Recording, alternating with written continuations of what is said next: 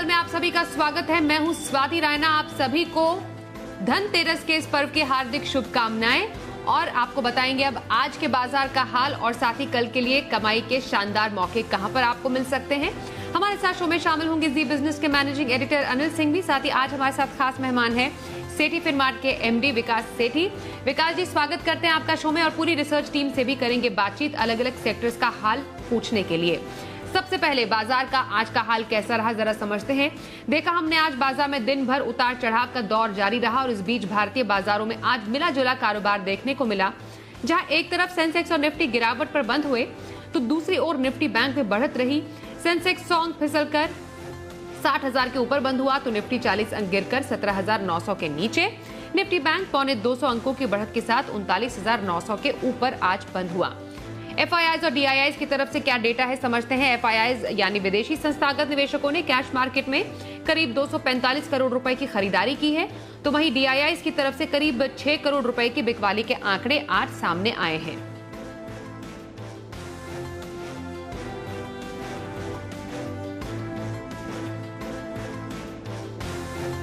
तो भारतीय बाजारों में आज देखा मिला जुला कारोबार। आज के कारोबार के और क्या खासियत रही समझते हैं अनिल जी से। कल की शानदार तेजी के बाद भारतीय बाजारों में आज मिला जुला ट्रेडिंग सेशन देखने को मिला। शुरुआत मजबूती के साथ हुई और बेहद दमदार 18,000 के आसपास निफ्टी पर, और उसकी बड़ी वजह दो थी। पहला, ग्लोबल मार्केट से बेहद शानदार संकेत। लगातार दूसरे दिन अमेरिका में तीनों ही इंडेक्स डाउ, एस&पी और नैस्डैक ने नए रिकॉर्ड बनाए, तो वहां से जोश आता दिखा। दूसरा जोश कल की रिकवरी का था ही भारतीय बाजारों में। तीसरा जोश आता दिखा एफआईज की कम होती हुई बिकवाली का, और घरेलू फंड्स ने भी सुस्ती दिखाई, कोई खास बिकवाली उनकी भी नहीं थी। और चौथा, वायदा कारोबार से संकेत अब भी थोड़े बाजारों के हल्के होने के थे। और पांचवा ये भी कि नतीजों के लिहाज से कहीं कोई खास दिक्कत वाली बात बाजारों में दिखी नहीं। तो ये पांचों कारण ऐसे थे जिनसे बाजारों की शुरुआत मजबूत होना तय थी और हम खुले 18,000 के आसपास। फिर काफ़ी वक्त बाजार ने वहीं बिताया, लेकिन मिड सेशन से थोड़ी बिकवाली और थोड़ी प्रॉफिट बुकिंग फिर से हावी होती दिखी। बाजार 17,850 के आसपास आए भी, लेकिन सीमित दायरे में लगभग 150 पॉइंट की रेंज में ट्रेड करते हुए 17,900 से थोड़ा सा नीचे बंद होते हुए नजर आए, हल्के नुकसान के साथ। लेकिन बैंक निफ्टी इसके विपरीत काफ़ी मजबूती के साथ ट्रेड करता हुआ नजर आया और 40,000 के बेहद करीब बंद होता हुआ दिखा हरे निशान में। तो निफ्टी और बैंक निफ्टी में जो तेजी और मंदी का जो अंतर है वो आज फिर से दिखा। बैंक निफ्टी थोड़े कंपेरेटिवली काफ़ी मजबूत नजर आया। ब्रॉडर मार्केट में मिला जुला एक्शन था। नतीजों के लिहाज से बड़ा समय चल रहा है, उस लिहाज से स्टॉक स्पेसिफिक एक्शन ज़्यादा देखने को मिला। कुछ सेक्टर्स मजबूत थे तो कुछ कमज़ोर। एनबीएफसीज, ऑटो शेयरों में खरीदारी दिखी, तो आज मेटल शेयर कल की मजबूती के बाद आज लुढ़क गए। तो मिला जुला सा कारोबार आज भी देखने को मिला, लेकिन ओवरऑल आप कह सकते हैं एक अच्छी रिकवरी के बाद सीमित दायरे में बाजार ने वक्त बिताने का काम किया है। और कल के लिए क्या रहे खास स्ट्रैटेजी समझे कि अनिल जी से थोड़ी देर में, लेकिन उससे पहले सेक्टर स्पेसिफिक एक्शन जानते हैं। हमारे सहयोगी आशीष चतुर्वेदी हमारे साथ है। आशीष, जरा बताएं आज के बाजार में कहां सबसे ज्यादा हलचल रही। देखिए, अच्छे ग्लोबल संकेतों के साथ बाजार में तेजी के साथ शुरुआत हुई। ब्रॉडर मार्केट्स में भी जैसा कि हम आपको लगातार 2 दिन से बता रहे हैं कि पार्टिसिपेशन काफ़ी बढ़िया देखने को मिल रहा है। कंपनीज के जो नतीजे हैं वो भी अब अच्छी तरीके से आ रहे हैं, अच्छे साइड पर देखने को मिल रहे हैं। Small cap, mid cap stocks के जो नतीजे आ रहे हैं उसका भी एक सहारा बाजार को देखने को मिल रहा है। लेकिन समहाउ बाजार अगर आप देखें तो ऊपरी तरफ से थोड़ा सा हल्का हुआ और बड़ी चौपी क्लोजिंग देखने को मिली। निफ्टी में करीब 40 अंकों की मामूली गिरावट देखने को मिली। वहीं निफ्टी बैंक को देखा जाएगा तो 175 अंकों की तेजी के साथ निफ्टी बैंक बंद हुआ। हालांकि जैसा कि मैंने आपको बताया कि ब्रॉडर मार्केट का पार्टिसिपेशन आप देखें तो बाजार में ज्यादा देखने को मिला था। इसके चलते आप निफ्टी मिड 100 को देखिए जो कि मिड कैप का सूचकांक है, यहाँ पर करीब 1% की बढ़त देखने को मिली। सेक्टर स्पेसिफिक एक्शन को समझा जाए तो लगातार 2 दिन से हम आपको रियल एस्टेट सेक्टर के बारे में बता दे रहे हैं और यहाँ पर देखिए तेजी रुकने का नाम नहीं ले रही है। आज के सत्र में भी देखिए पूर्वांक रहा है। India bulls real estate, Prestige estate, Phoenix mills और डीएलएफ जैसे दिग्गज स्टॉक्स हैं, यहाँ पर खरीदारी देखने को मिली। सरकारी बैंक्स हो या फिर आप प्राइवेट सेक्टर के बैंक्स हैं, अच्छी खासी खरीदारी देखने को मिल रही है। निफ्टी बैंक को भी इसकी तरफ से सहारा देखने को मिला। आरबीएल बैंक दिन के दौरान 10% से ज़्यादा के मूव्स यहाँ पर देखने को मिले।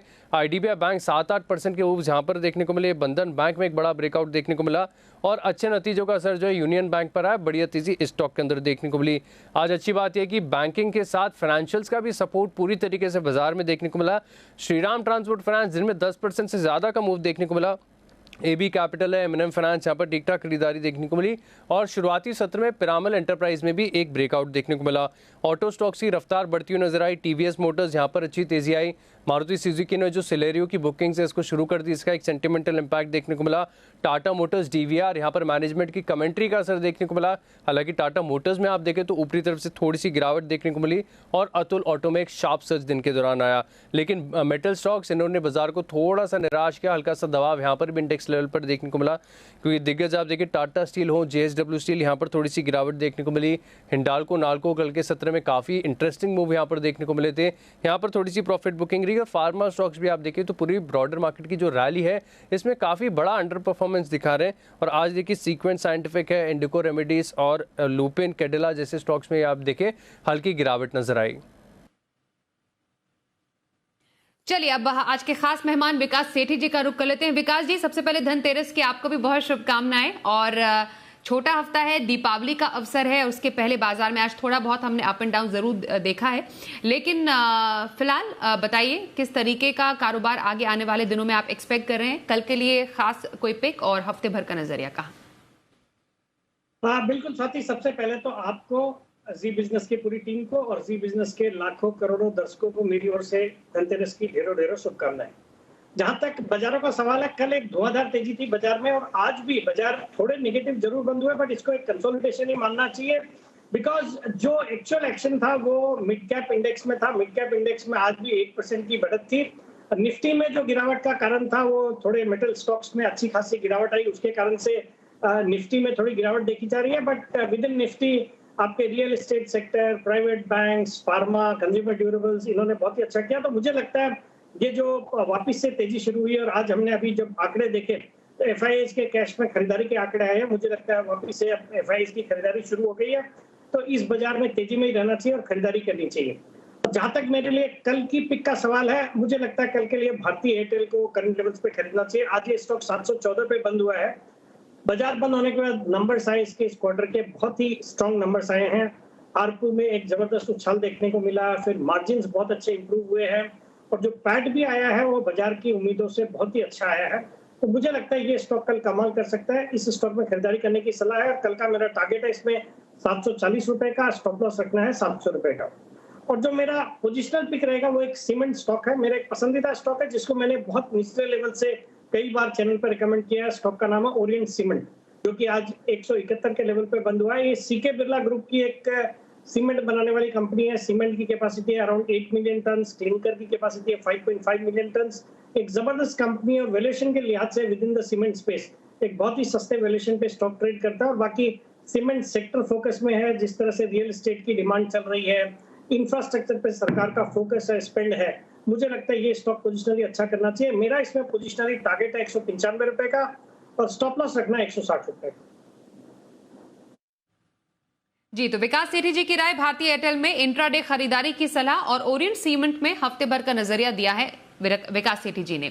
आगे बढ़ते हैं और समझते हैं कल स्टेट बैंक ऑफ इंडिया के सितंबर तिमाही के नतीजे जारी होंगे, अनुमान क्या कहता है।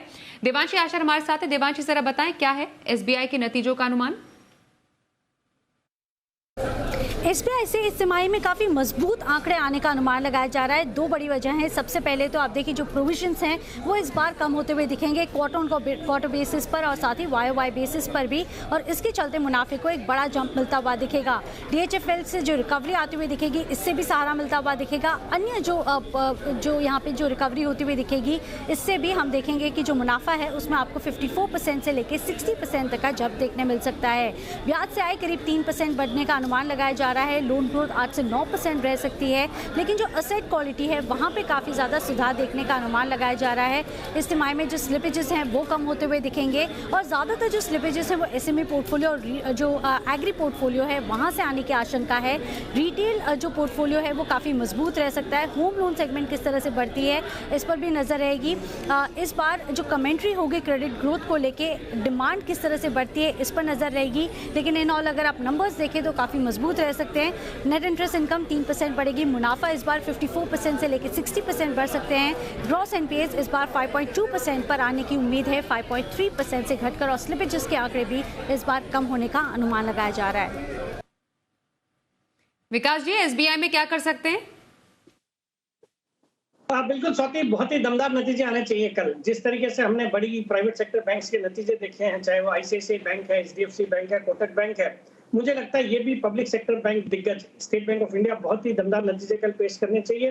हालांकि स्टॉक में अपने निचले लेवल से थोड़ी बहुत तेजी ऑलरेडी हो चुकी है, बट फिर भी इस स्टॉक पे बुलिश हूं। बट कल नतीजे कुछ भी आवे, मुझे लगता है इस स्टॉक को एक मीडियम से लंबी अवधि के लिए बिल्कुल पोर्टफोलियो का हिस्सा बनाना चाहिए।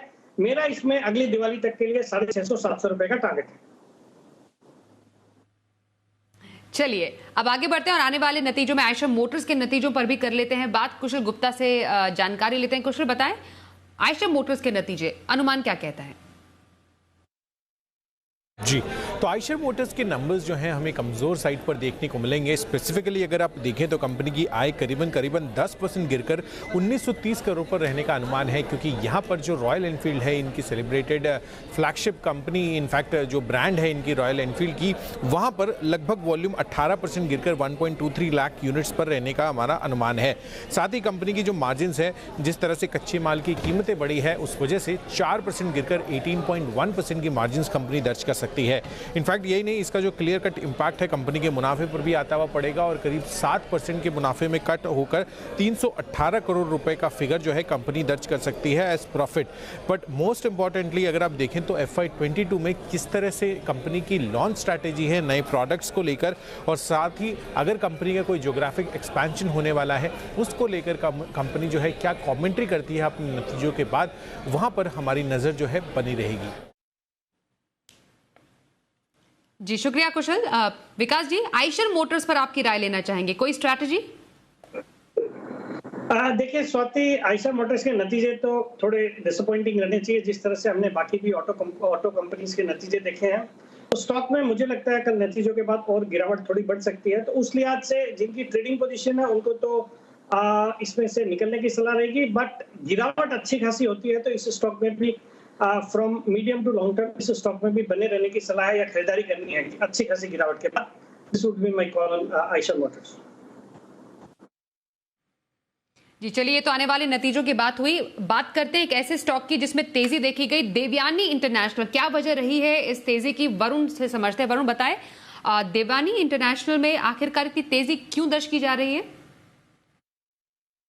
देखिए, नतीजों के बाद से लगातार देवयानी इंटरनेशनल के काउंटर में तेज़ी देखने मिल रही है और इसकी सबसे बड़ी वजह है इन्वेस्टर्स का इस कंपनी पे बढ़ता हुआ भरोसा। दरअसल आपको याद होगा, इस साल की शुरुआत में ही इस कंपनी के IPO आया था और तब ये कंपनी एक लॉस मेकिंग कंपनी थी, नुकसान में थी ये कंपनी के मैनेजमेंट ने कहा था कि हम कोशिश करेंगे कि FY22 में प्रॉफिट में आए, लेकिन स्ट्रीट शायद मान के चल रहा था कि ये प्रॉफिट में कंपनी नहीं आएगी। ज़्यादातर रिसर्च रिपोर्ट्स अगर आप पढ़ेंगे तो सब मान के चल रहे थे कि इस साल भी कंपनी 10-20 करोड़ के आसपास का नुकसान करेगी, लेकिन इस तिमाही के नतीजे कंपनी के जो आए वो काफ़ी दमदार रहे हैं और कंपनी दरअसल इस तिमाही में ही घाटे से मुनाफे में आ चुकी है। 67 करोड़ के घाटे के मुकाबले इस कंपनी ने इस क्वार्टर में करीब 47 करोड़ के आसपास का मुनाफे किया। आय में भी करीब 124% के आसपास की बढ़ोतरी हुई, मार्जिन्स 10.5% से बढ़ के करीब 24% के आसपास आ गए। तो ये नतीजे जो थे वो काफ़ी अच्छे थे। सेम स्टोर सेल्स ग्रोथ देखिए, KFC का 72%, पिज़्ज़ा हट का 76%, कोस्टा कॉफ़ी का करीब 226% के आसपास का सेम स्टोर सेल्स ग्रोथ जो है वो देखने मिली। यानी कि कंपनी के जो नतीजे थे वो काफ़ी दमदार थे और इनफैक्ट मैनेजमेंट ने अपनी कमेंट्री में कहा भी है कि अगर थर्ड वेव नहीं आती और हालात ऐसे ही रहते हैं तो आगे ये बेहतर प्रदर्शन जो है वो आगे भी जारी रहेगा। इनफैक्ट इस साल के पहली छमाही के अगर आप नतीजे देखेंगे तो पहली छमाही में सेल्स जो है करीब 870 करोड़ के आसपास की है और अगर मैं इसको एक्स्ट्रापोलेट करूँ तो साल दर साल करीब 50% के आसपास की ग्रोथ जो है इस बार देवयानी इंटरनेशनल दर्शाने वाला है और प्रॉफिट में तो ये कंपनी ऑलरेडी आ चुकी है।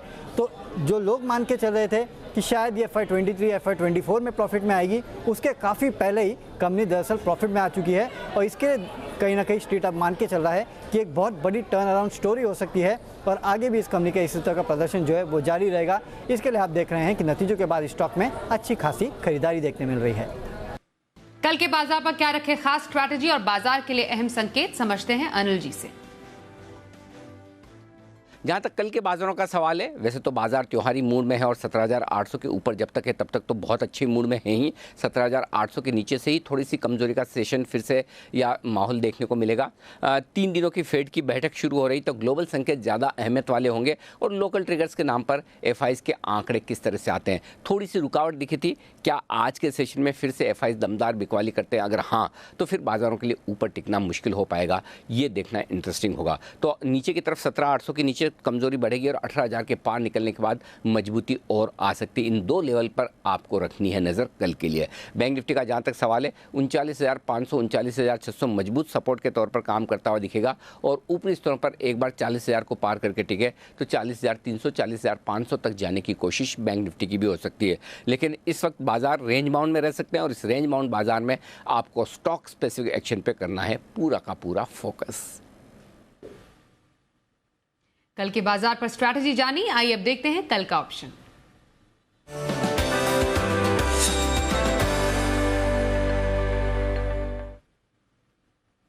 एक्सिस सिक्योरिटीज के राजेश पालविया से करते हैं बात। राजेश जी, स्वागत है आपका। हैप्पी धनतेरस आपको। कल के लिए कहां रखी जा सकती है ऑप्शन स्ट्रैटेजी? या गुड इवनिंग, हैप्पी धनतेरस आपको भी और जी बिजनेस के सभी व्यूअर्स को भी। देखिए, मार्केट में जिस तरीके से 17,800 17,850 का लेवल आज भी होल्ड किया, वॉलेटिलिटी जरूर थी मार्केट में, लेकिन जो एक ओवरसोल्ड टेरिटरी से मार्केट में जो रिकवरी हमें प्रीवियस सेशन में दिखाई थी और अब हम 17,800 के ऊपर ट्रेड कर रहे हैं, तो हमें लगता है यहाँ से बुलिश व्यू ही रखना चाहिए।